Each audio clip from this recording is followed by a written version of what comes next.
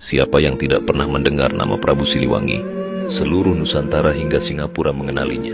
Namun Sobat Tapak Astral, tentu masih banyak yang tidak tahu bahwa Prabu Siliwangi yang melegenda itu adalah Prabu Siliwangi ketiga yang sudah muslim. Sebab Siliwangi adalah julukan kehormatan bagi Maharaja Sunda yang menguasai hingga luar Sunda. Sili artinya pengganti dan wangi artinya harum. Siliwangi berarti pengganti Prabu Harum atau Prabu Linggabuana, seorang Maharaja Sunda Galuh yang sekarang terpecah menjadi dua kota, yaitu Ciamis dan Tasikmalaya.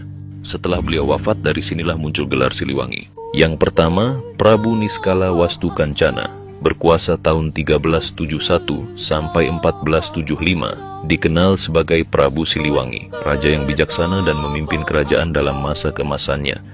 Yang kedua, Sri Baduga Maharaja Ratu Aji alias Prabu Susuk Tunggal, berkuasa tahun 1475 sampai 1482. Prabu Siliwangi kedua memimpin ketika kerajaan Sunda terpecah menjadi dua kekuatan besar, Sunda Galuh dan Sunda Pakuan.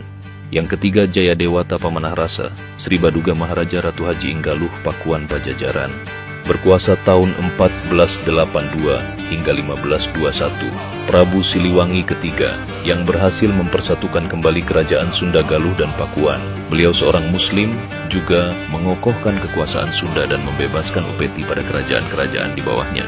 Yang keempat, Prabu Surawisesa, berkuasa tahun 1521 sampai 1535.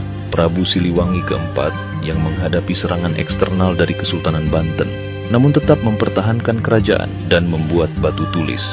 Yang kelima, Prabu Dewata Buana Wisesa atau Ratu Dewata, berkuasa tahun 1535 sampai 1543. Prabu Siliwangi kelima yang memerintah di tengah masa-masa penuh ancaman dari luar. Yang keenam, Prabu Sakti atau Ratu Sakti, berkuasa tahun 1543 sampai 1551. Prabu Siliwangi keenam yang melanjutkan perjuangan melawan musuh-musuh kerajaan Sunda. Yang ketujuh, Prabu Nilakendra Toha Andimajaya, berkuasa dari 1551 hingga 1567. Prabu Siliwangi ketujuh yang berusaha mempertahankan Pajajaran di tengah desakan kekuatan baru di Nusantara.